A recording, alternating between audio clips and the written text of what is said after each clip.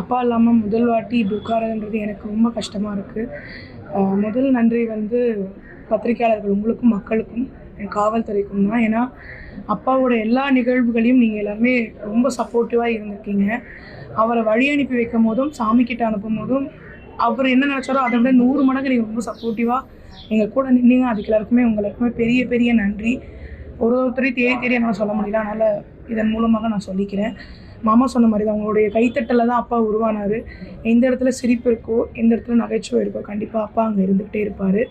அவர் விட்டுட்டு போன பொறுப்புகள், கடமைகள் எங்களுக்கு கொஞ்சம் நிறைய இருக்குது. அது எல்லாமே முடிப்போம்.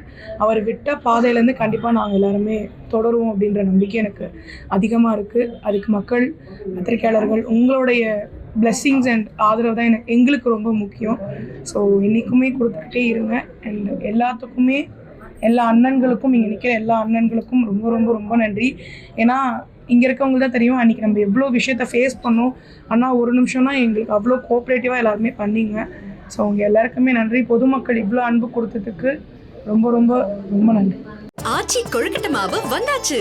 ஆச்சி கொழுக்கட்டை மாவிற்கு கொழுக்கட்டை அச்சை கேட்டு வாங்குங்கள்.